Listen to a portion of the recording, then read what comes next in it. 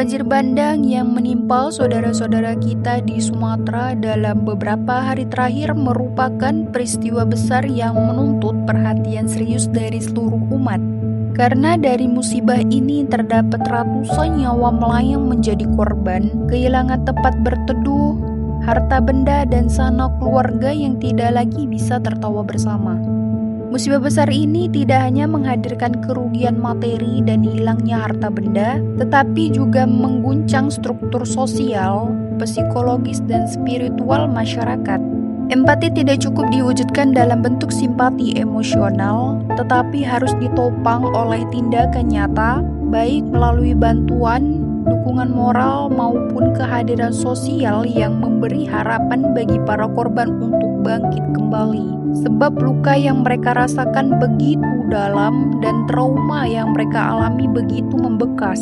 Kita tidak bisa membayangkan betapa beratnya beban yang harus mereka pikul. Maka air mata mereka adalah air mata kita semua, duka mereka adalah duka kita bersama.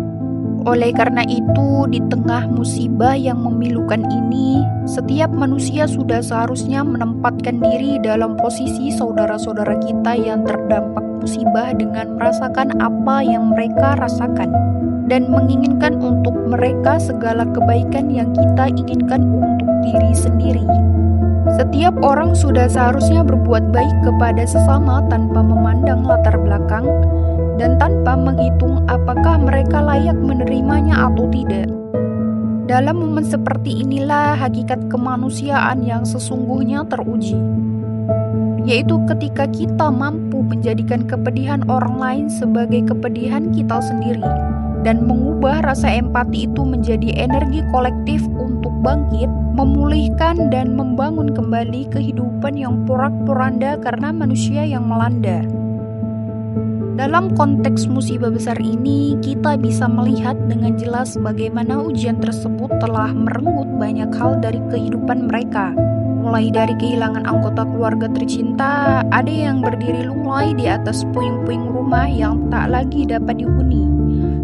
Mereka bukan hanya kehilangan harta, tetapi juga kehilangan rasa aman, bahkan kehilangan masa depan yang sebelumnya mereka rancang dengan penuh harapan. Maka disinilah peran kita sebagai sesama manusia diuji. Apakah kita akan membiarkan mereka menanggung duka ini seorang diri, ataukah kita hadir sebagai tangan yang menguatkan, bahu yang menopang, dan harapan yang menuntun mereka untuk bangkit perlahan dari reruntuhan kesedihan?